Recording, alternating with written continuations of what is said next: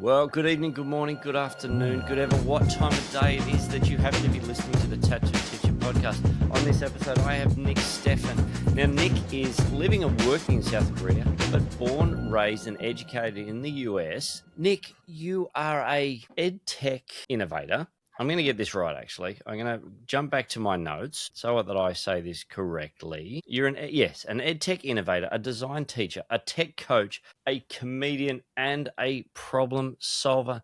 Nick, welcome to the show. The first question I'm going to ask you is, you have all these things. You have comedian, which I'm looking forward to hearing all that about that. You have a lot of EdTech stuff in there. But you've chosen education out of all those things. I mean, we know that ed tech, especially these days, is quite a lucrative career in an industry, but you've chosen to jump into education. So why is that? Oh man, I think well, first of all, it's an honor to just be able to have this conversation. And it's to start with, I think I have to start with like where I grew up in Kansas. I mean, my dad is a farmer and a carpenter growing up. And I think that was I didn't realize it when I was growing up. He was the best teacher I've had. You know, where like my first picture is him stuck inside his van and me on the chair beside him handing him wrenches. You know, so like learning. And my first memory of working was on a construction site, like stacking up blocks, you know, like working with him. And so I think that I had this natural childhood of just learning to make and design things and then learning from him, going to the lumberyard with him when I was like 4 years old, learning how to buy materials, all this stuff. It was like school, but natural school. And I think that's where it all started. And then being in Kansas, I always tell my students, I never knew we could pay somebody to fix something.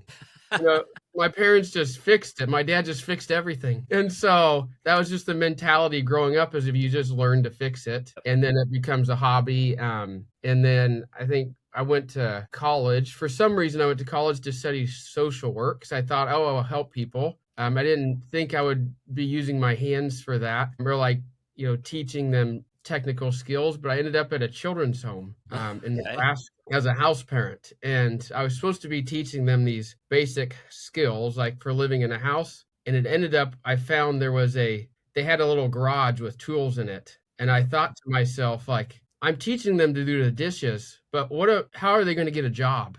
And so I set up the little wood shop and we started making things together and like designing. One of them loved trapping, so we made traps. And the other one had made a table or made all kinds of stuff and realized, I could change lives by giving them skills to get a job. And I think that's kind of where it started of like, hey, this is good stuff. Like somebody has to teach them these skills to do that. I think that's kind of where it started. And then when I got married and my wife, at some point, I mentioned teaching and she said, you should be a teacher. You should go back to school to be a teacher. And so I was like, you believe in me, so I think I could do this. And so it was good. Yeah. Yeah. Having someone who believes in you, it just makes those hard tasks so much easier for sure. Yeah. Like I wouldn't be where I am today if it wasn't for my wife either. Like she's just like, yeah, have a crack. And I'll come up with some harebrained idea and she goes, sure, why not? Yeah. And it's just the support. And again, growing up, not too dissimilar. Like I didn't grow up on a rural property. I grew up in the suburbs, but it was like dad was fixing stuff. He was an electrician. He was a draftsman. He, doing all this sort of stuff. And it was just like, I'm not paying someone to fix it when I can do it. And I would be bugging him because I was, just wanted to do stuff. And yeah, I learned by watching and doing. And, if I made a mistake, he'd tell me how to fix it. And, and we went from there. And so I always thought I was going to be in the trades for the rest of my life. But, that's another story. Yeah, it sounds similar. I mean, I thought my dad had a construction business. I thought I'll eventually do that with him. And then I think at some point I realized I don't think I want to be on a roof when I'm 50 years old. Maybe it was the motivation to be a teacher, go back to school. So you grew up in Ohio, moved to Nebraska. I'm assuming you got married in the US. Yeah. Now, whereabouts in this journey did you meet your wife? Is it a home state, a high school, like university, a high school sweetheart? So, because I'm just trying to piece all these things together. So I grew up in Kansas, then I went to Nebraska to work after college. And then my wife was working there, so I met her. And then after I worked a year, I'm doing construction work with my dad. And then I went back to school to get my master's in career and technical or engineering education. And I found a really neat program in Pittsburgh State, Kansas, or Pittsburgh, Kansas. That was the engineering education program was actually in the trades engineering building, not in Okay. like the separate education building. So, they were in there with the engineers and in there with the technicians, just doing it our separate classes and then our technical classes with them. So it was a really good program that was really key to teaching me about how are we going to continue to innovate this? How are we going to give students the skills they need? And so that was really neat just to have that opportunity there. And then from there, I graduated and realized we have to go teach somewhere. and And you're like, oh, I'm going to graduate. I'm going to have to teach somewhere. And my wife had a friend who was teaching at an international school in China, and they needed a technology teacher. And we just thought, why not? It Yeah. seemed like an adventure. I never thought about that. So, and then we moved from Kansas to China for a few years. So, yeah. That's a Wizard of Oz moment, isn't it? You're definitely not in Kansas anymore, making a big leap like that. Yeah. No, it's, But yeah, you're right. You do this thing, and she's like, I've got to teach these kids, and like they need to learn the skills, and sometimes it's gonna, for some students, they're gonna go, yeah, I love just getting my hands dirty. I love making, I love creating, problem solving. So they get that inspiration there, and then like where you studied, you're in with industry standard practice. So you're seeing, it's not just all theoretical, it's you're learning from people who have been in the craft for a yeah. while. So you're getting that. For me, like I'm a precision machinist, a toolmaker by trade. And so I learned one, deadlines and harsh conditions, and it doesn't matter that it's knockoff time, work's got to be done, and that's it. But I learned from guys who were highly skilled, highly dedicated to their craft. And so that gave me these skills, like much like it sounds like yourself, that translates so easily into a technology or a design classroom. Yeah, I think it does. I mean, I think having that mindset of being curious and wanting to know how things work, I think that's desiring to figure it out is really the key for getting students to that point, and giving them, yeah, like you said, those tangible skills that actually connect to something in real life or an industry standard. But it Yeah. was kind of different in like moving to China at an international school. I came into a situation where there was really no maker space or shop, and students there, it was really academic based, but they hadn't used their hands to make anything before. And so I had to really start that program there and kind of create a space for students to do that, which was really a fun experience. It's really different than in the States, but it was really fun. So how did the students take to it? Because I mean, generally, we see schools in China, it's all academic. It's like you've got to study. And a lot of Asian countries, it's all about studying, it's about the theory, it's about getting the best marks to get to uni, to get to whatever level that they need to or that they're trying to get to. So how did the kids take to actually doing stuff with their hands? I mean, I think there's certain kids, it doesn't matter where you're from, what country or family, they have the desire to make and fix things and build things. And I think a lot of the students there just didn't realize they love that, and so we started doing it. And some of them knew they wanted to do that. They just didn't have the space or the tools. So I mean, they caught on to it quickly. The addiction of having a tangible product at the end instead of just a paper test is Yeah. wonderful. But it's also a challenge because I'd have students that on our robotics team there that drew out a whole page of physics formulas and told me they were ready for the robot, but then they really struggled at actually building the robot. So having to bridge that gap of how do we go from your physics formulas to an actual working product. Yeah, and it's so different, and it's giving them the space, and it's giving them that space to go, here's what I want you to do, and you obviously know what we need to do, but I'm going to allow you to fail in certain areas because Yeah. you understand it. You got the full comprehension of what needs to be done, but you've got to now do it, and let's see what happens.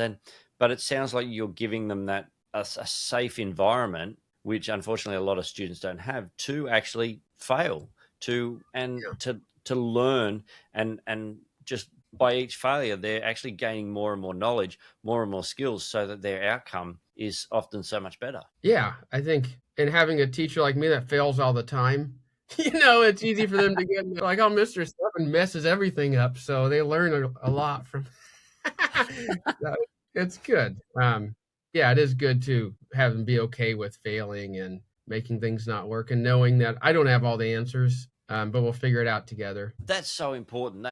And I think that is probably one of the hardest skills to hold on to in a classroom. And because there are teachers out there who go, well, I'm the teacher. I've got to know everything. I've got to have the right answer all the time. I can't do anything wrong. Especially young teachers, I see that they come out of college and universities, and they have this burden of perfection that's placed upon them by no one else but often the university itself, or even their own thoughts about what they have to do. But to stand there and to say to the kids, like, I don't know, let's have a crack. Let's Yeah. see what happens. And we all know with the Google knows more than I do, and it can find the answers a lot quicker. Now with the advent of Gen AI, which is getting better, it's finding the answers and then it can summarize it for us. So yeah, to be able to, I think the relationship that you get with your students is far stronger when they see that ability to go, yeah, well, hey, let's have a go. Let's have a go. Yeah, and I think I think I found for my stories connecting them is just telling stories, about that I've gone through. And one of my favorite stories that connects with them is when my car broke down on the road and the spark plug came out of the engine. I didn't know it at the time, but the head gasket was leaking and the spark plug came out. And I went to go try and fix it, but I didn't have the right size socket in the trunk of my car. And I realized at that moment I could either I had my phone out, I could call for help, or I could try and figure it out. And I dug through my trunk and found a Roman candle firecracker, duct tape, and realized, oh, that's the exact same size as my spark plug wrench. I was able to duct tape it on the end of the spark plug wrench and twist it in there and make it work and drive back into town. But just at that moment of saying, students, I know they've made it when they said, we'll put the phone down and we'll figure it out. We want to solve that problem. And I think that kind of tipping point is when we know students are on the right track, when they actually desire to do that, and not just given the answer. And so I love that when you can see that in students and they're like, I got to do it. Yeah, I got to figure it out. Yeah. Yeah, and they've got to get there. They've got to get that sense of, I'm scared to do this, but I'm going to have a go anyway. Because like you're saying, the worst that's going to happen is, well, you can call someone. Your car's broken down. You call the mechanic, call the tow truck, whatever it is, or you can go, you know what, I'm going to have a go, and then I can at least limp it back into town and then fix it properly when I've got the right tools. And for the kids, it's like, hey, we've done this project. What have you learned from it? Well, I know, sir, I've got to do this, this, and this next time I do it. And it's like, excellent. You've won. Forget about grades. Forget about what it looks like. You've actually learned and accomplished something far greater than anything else that you could do.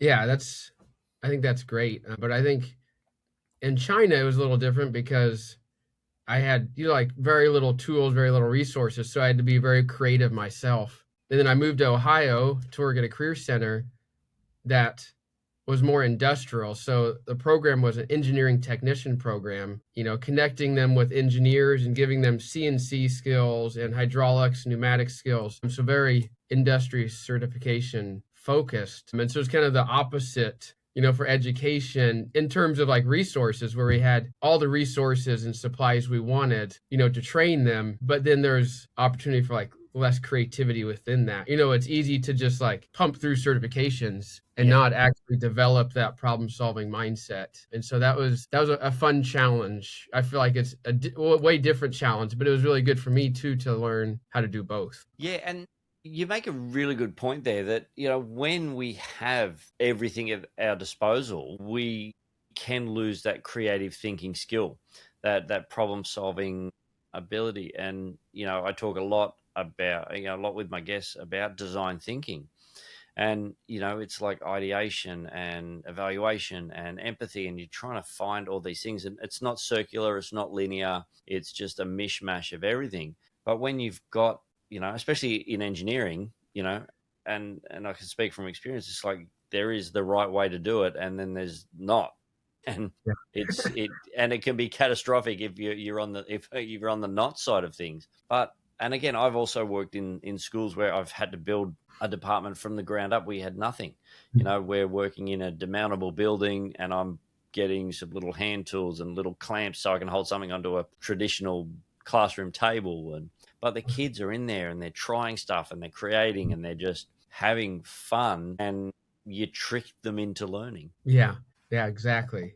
Yeah, they don't realize that they're learning because they're having so much fun in the process. Yeah. Yeah, and they don't. I don't think they fully understand either that they're missing out on things, like, because this is new to them. It's like, hey, this is what we've got. Let's work with it. Yeah.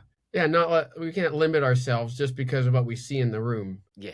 Yeah. Yeah, and it's and like we've got amazing tools that are available to us as technology teachers. But as we work through, it's like, unless you understand, and this is what I try to teach my kids as well, unless you sort of understand the background to getting to where we are now, you can't fully capitalize on the machinery that we have. Yeah. So No, that's true. Yeah. You can't. And I think that's what I learned in Ohio teaching as well, was that, I think my students, it was a 2-year program where they'd come 3 hours a day as juniors and 3 hours a day as seniors. So it's very, a lot of time with the students. I mean, in the last semester, they could go out on internships with companies. And so one of the most powerful things I think one of those engineers told my students was, I don't really care if you know how to run this CNC machine right now. You need to have the base skills, but in 2 years, we're going to get a new one. Are you able to learn the new machine? Are you able to learn how to learn what's coming next? And that was so powerful for my students to hear that, of like, they want somebody who's going to grow, who can grow, not just somebody who knows, has a certification now.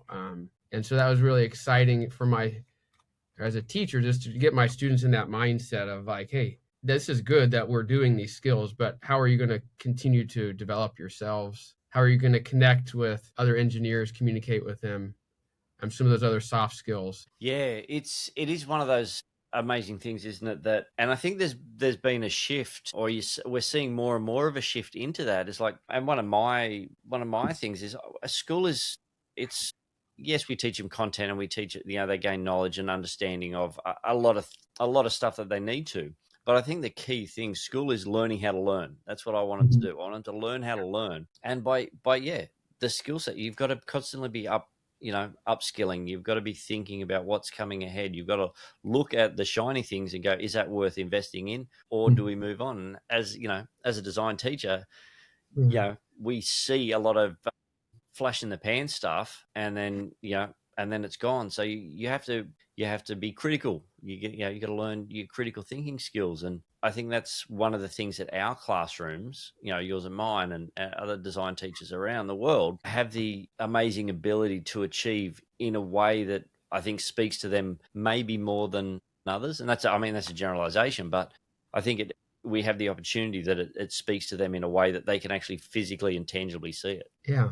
Yeah. And I think the students, it's so fun for me in those design classes when you have students that are maybe not the highest level of academics, but thrive in our type of classes, or thrive at the connecting and communicating with, the networking part, and they kind of rise above the other students because they're doing they have those other skills on top of just taking tests. Yeah. And I think those skills, I was chatting with another guest earlier, and one of the terms you use is soft skills, which I've never liked that term. And then they've now flipped it to, I believe, power skills. It's a better word.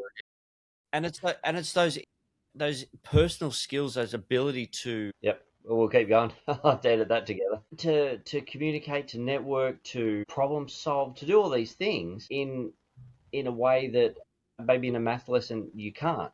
And you've probably had the same thing. Teachers go, "Oh, watch out for that kid. He's going to be, he, she, they're going to be trouble." And then they come into your classroom and they're just a rock star. And it's just Yeah. because they're in that environment that they're made for. Oh, I mean, I know you probably do too. I have so many stories of students like that. I think one of them I love is I had an Ohio autistic student who, was just so brilliant. We just had to find him the right path, towards engineering and the right internship and the right people to help guide him. He identified problems that nobody else knew existed, and we just had to listen to him. And so we learned so much from him. And we, students like that I think he was walking down the hall during a fire drill and saw that the lights were at a different, the strobe lights were syncing differently. And he thought in his brain, that doesn't seem right. And so he told the maintenance guys and they listened to him and the system was actually broken. That's wild. And so he was the only one that paid attention to those things. He went to an internship for an engineer, and luckily the engineer he connected him with told his employees, he may be a little socially awkward, but listen to this kid, and he just started identifying everything, that wasn't in place. And it's so cool to see. And now he's in university for engineering, for systems engineering. I love those stories where you think it's not a skill set we all have, but it's valuable. Absolutely. And everyone has a place for success, whatever that looks like.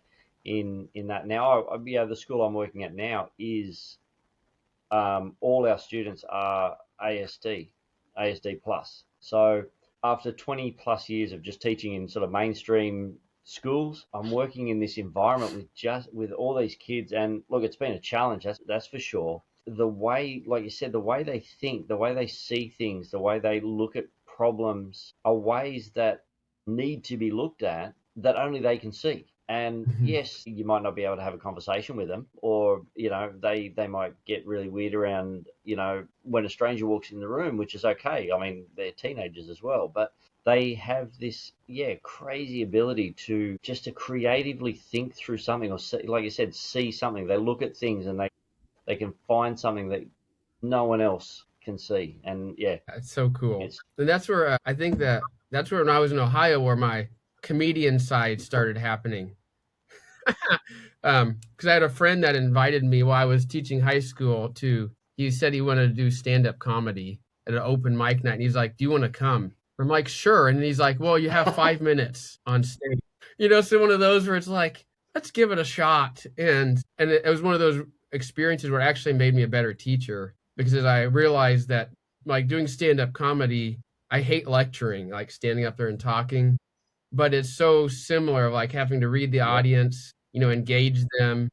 Like the whole process of making people laugh is the same thing we should be doing as teachers. So that really helped me as a teacher to just engage students and have fun with them, more than I was before when talking. And so then I moved to South Korea, and then I lived right down the street from a stand-up comedy place. So I started doing it on a regular basis, and now it's fun. Yeah, and yeah, you're right. Like having the ability to walk into a room and read it almost instantly, to pick up the feel of the room, to see what, but then also, I guess as a stand-up, you've got open mic nights, or you're one of many comedians in that night. So you have going, "Oh man, I've got to follow that guy now." And it's like, what am I going to do? Or it's just like, or you rock up and you go, yes, I get to follow that guy. I'm going to kill tonight because he just bombed. And we have that, you have that in your lessons as well. It's just like, man, that one bombed. What am I going to do? Was it delivery? Yeah. Was it communication? How can I improve stuff? So I guess would you say being a comic and a teacher, they complement each other? I think they definitely do. I mean, I think teachers should all go through a stand-up comedy PD. I think it would be good. I think the crowd work you have to do. That's what we're taught to do as teachers, and I think it's good to make yourself uncomfortable and then get used to being uncomfortable. And I think there's one year in Ohio when I started doing that, I would start testing my material during my lessons. And I think I realized if my students didn't laugh, then the people in the comedy club probably would. The opposite senses of humor. Actually, at the end of the year, I asked him, I'm like, well, what do you think about my jokes? Because you laughed a lot. And they're like, Mr. Steffen, we're laughing at you. We never laughed at your jokes. Like, whatever. You know what? Yeah, I'm hey, fine with you're that. still getting a laugh, and I guess as a comic, that's you definitely that's what you're after. Yeah. So anyway, so that's been a fun journey of learning to do that. And now I have my daughter is actually my oldest daughter actually did stand up comedy routine here in South Korea like a year ago. And so she's enjoyed learning how to do that and improv and things. So So you're in South Korea now. So you've jumped from the yeah. US over to China, back to the US to go to school and to teach as well, and then now you're in South Korea. Where was that? How did that transition across? This episode is proudly supported by the Busy School. Educators know better than anyone there's no one-size-fits-all when it comes to learning, and for some young people, the right environment can make all the difference. The Busy School supports Year 11 and 12 students who have disengaged from mainstream education, smaller classes, individual support, practical learning, and real pathways to work or further study. There are no fees, with uniforms, supplies, and meals included. That helps remove barriers so students can focus on building confidence, reconnecting with learning, and taking their next step. The Busy School is part of the Busy Group, a not-for-profit with almost 50 years experience supporting people through education, employment, and training. Find a campus near you at busyschools.qld.edu.au. Well, so I think we realized when we were in China that expat lifestyle is pretty amazing. And one daughter was born there, and my wife, we were there a couple years and wanted to come back to be close to her family. And so that's why we kind of moved back to the States. And then when we were in the States, then we realized, we no longer really fit in. We're kind of expats. We love that, like we're built for this. And so then my second daughter was born in the States. And then we're like, if there's a chance, we want to go back overseas. And so, because we kind of enjoyed that international school environment. And so I got the chance to work at a school in South Korea as a tech coach, which was new to me. And so we moved here because we love the adventure of it. And so I love this tech coach role because I get to still work with tech, but I get to work with the teachers and I get to co-teach and help them. So it's a little bit of a lot of things. So it's been a fun on the other side having to support teachers, kind of coach teachers through using technology, which is a whole other challenge in itself.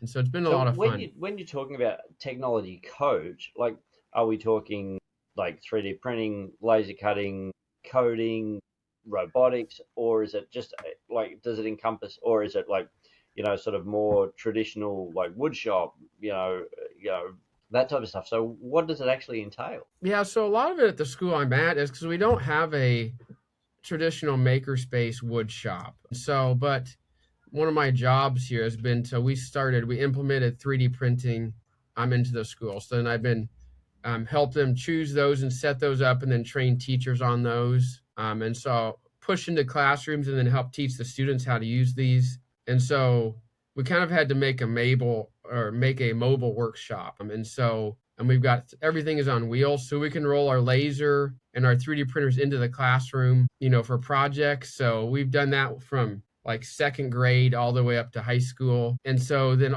don't have an extensive shop, but a lot of those type of projects that teachers, they don't know that they could do these things. Like they didn't know they could use 3D printing for their Egyptian pyramid project, Yeah. but now they're learning to do that. And then I've also started the high school and middle school robotics classes while I'm here, and then started the Vex robotics team. So a little bit of a lot, A a little lot bit of of a different lot. things. Yeah.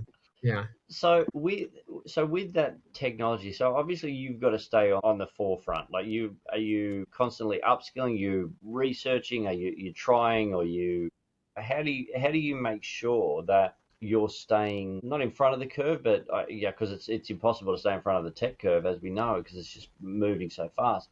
But how do you implement stuff and make sure that you have enough skill so that you can get these, because I know kids, they will pick stuff up and then man they just run with it Mhm. and they outpace you quicker than we want to realize. But Yeah. so what are some of the practices that you implement for so you can coach your teachers on how to keep up? I mean, I think a big one is always connecting with people, like connecting with people like you that are smarter than I am or have more resources or knowledge, and just being able to, uh, wherever I'm at, just making sure I meet people and say, hey, what knowledge do you have? Can you come here and teach me?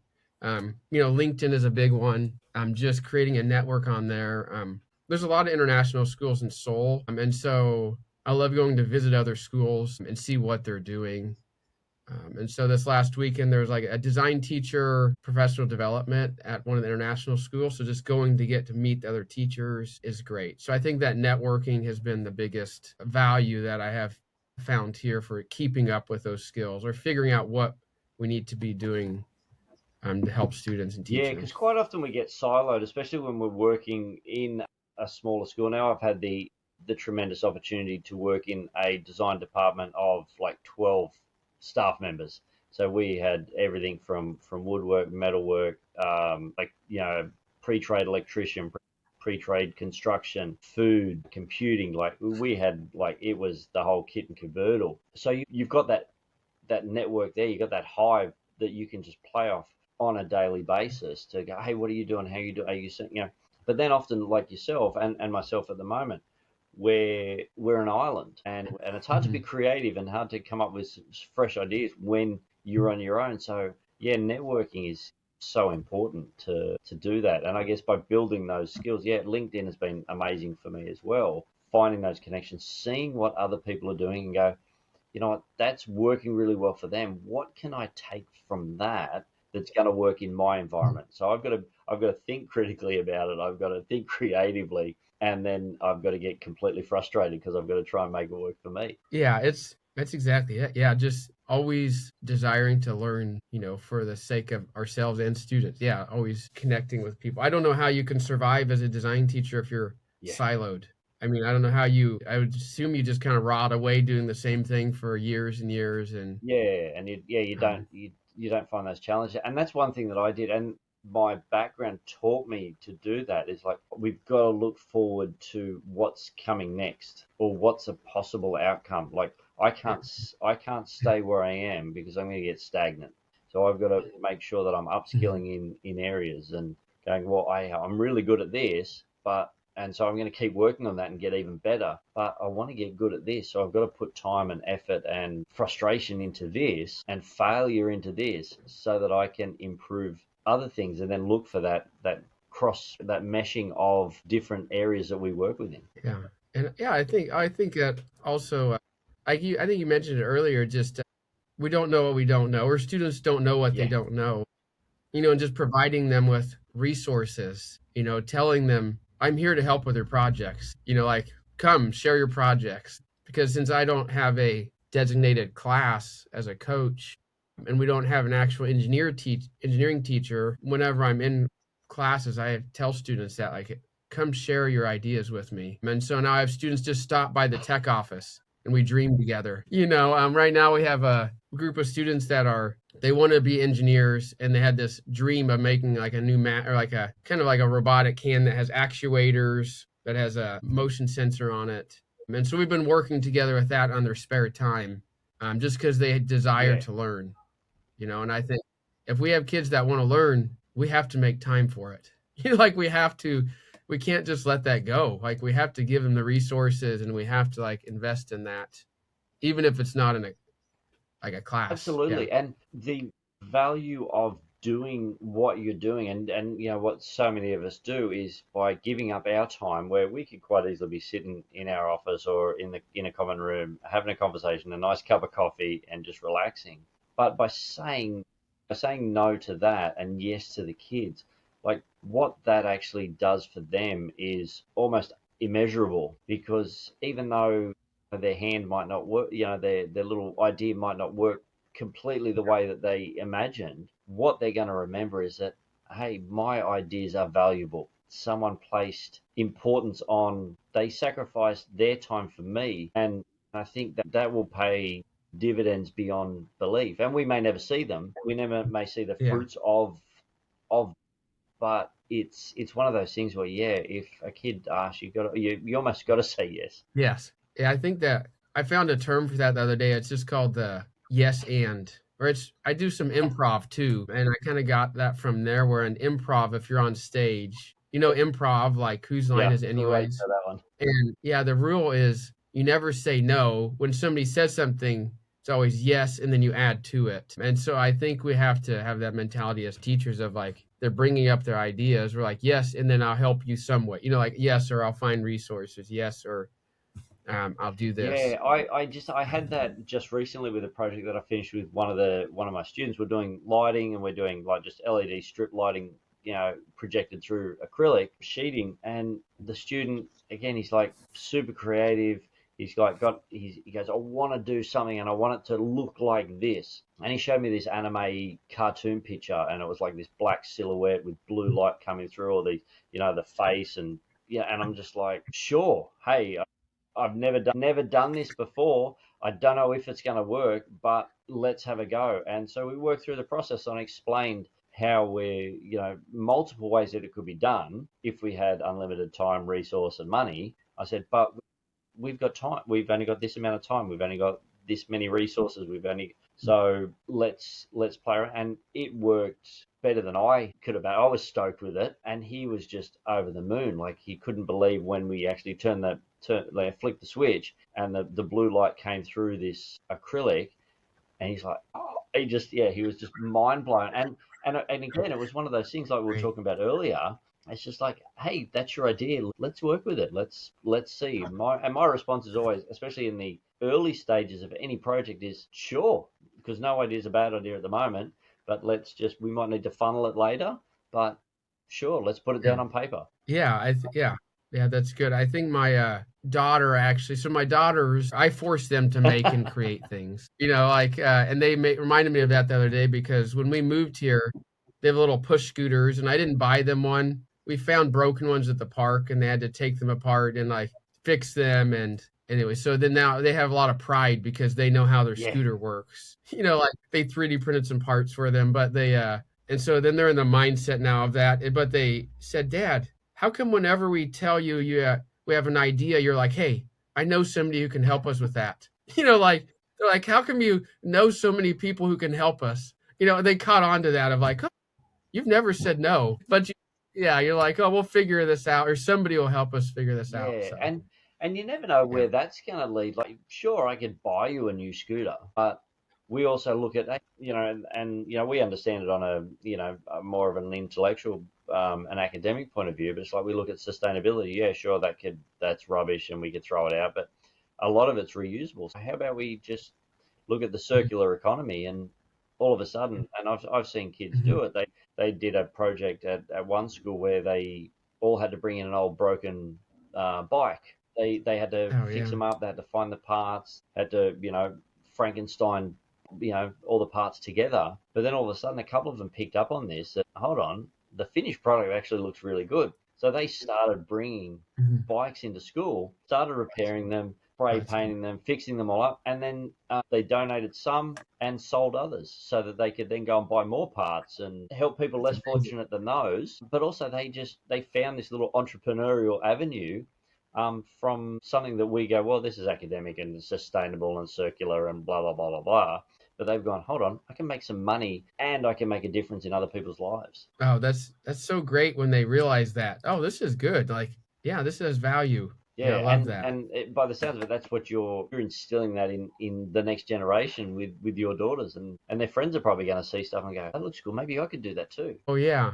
I mean, I think my daughter the other day, I went to her lunch and she's like, "We're starting a 3D printing business at home, Dad. And these are my business partners." And so they were printing little K-pop Demon Hunter figures. And when they all came over one day and realized the one boy actually wanted to 3D print stuff, and part of them just wanted to Yeah, make money. But the whole process was, I don't think they realized the work that went into it, but it was good to get through that and have them support their ideas. So it's fun. yeah, and just hey, let's have a go. You got an idea? Let's try. And because the worst that's going to happen is it's not going to work. But again, even with it not working, they still learn from it, and Yeah. Yeah, it's that's super critical, I reckon. So yeah, it kind of backfired on me too though, because now my kids they're walk down the street and they're like, we could use that trash. And I'm like, well, we don't want to use every piece of no, trash. yeah, We don't have to get everything out of the trash. Now, Yeah. one of the other things that you had in your bio, which really sort of made me curious, was the EdTech innovator. So, like, what do you mean by EdTech innovator? Like, are you creating new bits of EdTech, or are you just looking at different ways that existing stuff can be used, or what does that encompass in your day to day? Yeah, I think when I think of that, it's the kind of the practices of how we're utilizing technology to learn.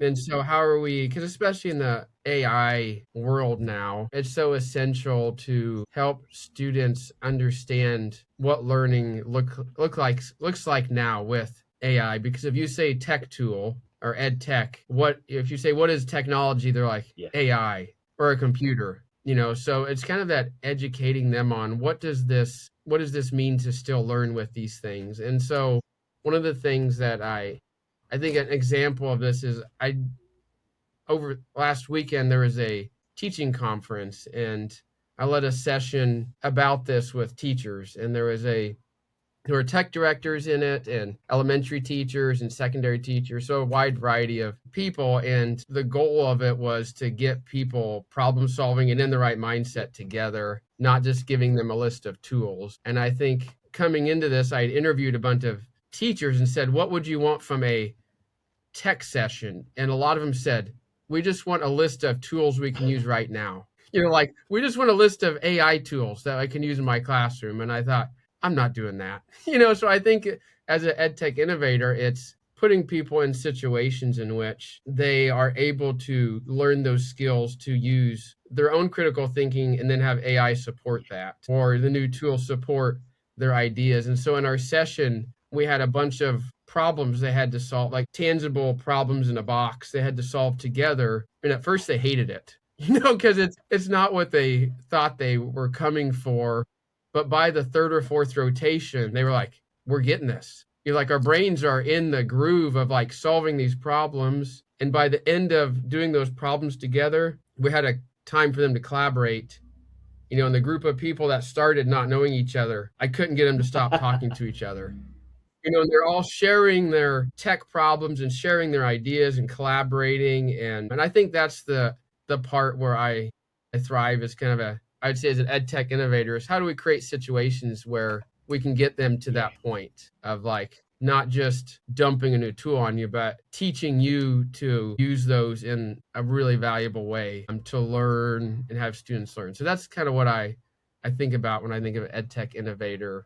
If that Yeah, makes any no. sense. What I got from it was that the tech is a critical tool and an important tool, but it's far more valuable for the humanness and the human connection to go, what are the problems we're trying to solve? I don't, AI can, give you a list of problems and you can go, yeah, okay, let's try and brainstorm those. But if you're with a group of people, all of a sudden you're firing off ideas, and then that sparks one idea and that sparks another idea, and all of a sudden you've got, like you said, you've got these people who just won't shut up and they just won't stop talking because they're going, hey, I've got this problem, and they're going, but I had that same thing, and you could do this and you could do that, and all of a sudden, what they thought was the most important part is just the bit that helps polish the rough edges, because all the hard work is done by that collab. That Yeah. Yeah, I think that's one of my favorite parts of coaching too, is being able to, I feel like as teachers, we all are or should be coaches more than actual teachers, like enabling them to learn the skills, not just telling them what to do. You're kind of coming alongside them and helping guide them through the process. 100%, yeah, 100% agree with that, because you're not you're not learning if you're just giving the answers. Like we all know, I mean, I know I did it. The mad rush to get homework done when I was a kid, and straight to the back of the book and get the answers and put them down, and then you sat in another completely different situation where you have no option to go to the back of the book, and then all of a sudden you're going, well, I haven't learned actually how to solve that problem, or I didn't learn how to use that Mhm. tool properly because I was just had enough, and the teacher's just going, yeah, well, whatever, and here, just do it, and they're frustrated or whatever it was. And so yeah, it's so important that we have that ability to collaborate together. And I think I had a really cool um, situation a year ago where I was teaching a elementary after school program, and um, I was looking at how we going to get them thinking in a different way. And I met somebody at improv. His girlfriend is blind, and she worked at a universal design company researching. So when she found out what I did, she's like, "Hey, bring your kids over. We're having like a universal design research day where we all played Uno together, and she's blind, so the cards are braille, and they had people of all different learning abilities and languages and countries, and we all played the same game together. We learned how to learn it together, which was so cool. And then she came to and taught my elementary class about a design, and their design projects for her. But my students had to learn a different way of learning because they kept raising their Yep. hand to get her attention. But they're like, oh, wait a minute, she can't see our hand. Or like we want to show her our notes, but she can't see our notes. Or like different ways of like we need to figure out a different way interacting with her. How are we going to learn with her? And they're amazed that she could still type on the computer, present a PowerPoint slide. She knew where everything was. So for them, that was like, this is still learning, but it's way different than what we've ever done. So I think that's a really cool picture of what students, I hope they all can learn of like, yeah, this is not, doesn't have to be one No, way. and they learn they learn how to communicate differently. They learn how to learn differently, but they also, I think, probably, for me, just hearing that story is like she has not let her circumstance determine her future. She's like, I want to do this, so Yeah. this is what I'm doing. Forget that I'm blind. I'm going to go ahead Mhm. and that would be, I guess, especially for elementary kids, that'd be their minds would have just been completely blown. That Yeah. there's this lady up there who Yeah. can type, who can talk, who can design, who can play Uno, and do all these things, and because their little minds were going, well, blind people can't see, so they can't do anything. Yeah, exactly. And they were like, wait a minute, she's doing more than we can do, like, and she didn't let it slow her down. So, yeah, it's pretty cool for students to see that. Absolutely, absolutely. Nick, your experiences are just phenomenal. What you've been able to accomplish, what you've been able to do, what you're doing, and just your risk taking must be like, I see it as inspirational, and your students must go, man, this Mr. Steffen, like, oh, what a guy! He could be anywhere, but he's being here, and he tells us bad jokes, and but he teaches us cool stuff. So, Uh, like, the risks that you've taken are it's just amazing, and I love to hear these stories. This is one of the reasons why I started doing this podcast, was to get these stories of teachers who are just doing their thing and having fun with it and impacting lives for the sake of the lives that we're impacting. It's got nothing to do with us. It's about, hey, how do we get you to wherever you want to go? And you're doing it in spades. well, we're trying, we just do the best we can. So it's fun. Yeah. I feel lucky. Maybe you probably feel the same. We're like, I think I have the best job. Like we get to work with students and inspire them, and we get to Yeah. make stuff And we along get the way.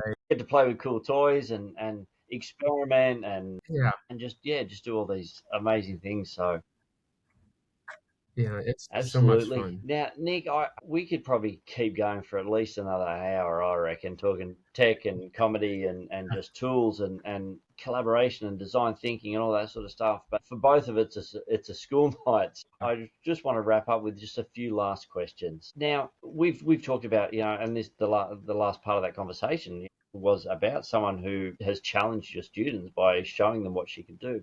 But for people who are listening, what would be a challenge that you'd love to throw out there? I think I would challenge most people to, let me see, I think it's kind of what I said earlier, finding something that, in your daily life that you would normally look up the answer to and do it Yeah, yourself. Like, stop and just say, put down Gemini or ChatGPT and go figure it out. Like let's do that and find the joy in that. Just challenge yourself, because I feel like we're in this generation yeah, of, I have the answer, so I don't need to use my brain to find the yeah. answer. Put the phone down and solve the problem. Yes, yeah, yeah. See if you can find the joy of knowing you figured it out, whether it's connecting with a person or reading a book, however you figured that out.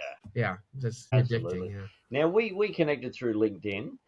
which I found like so many amazing connections around the world. But if people wanted to get in contact with you, find out more about what you're doing, find out more about what you do within EdTech, and even maybe if they're in South Korea, they want to see you at a stand-up show. What would be the best way for them to reach out and contact you? I mean, LinkedIn is a really good one.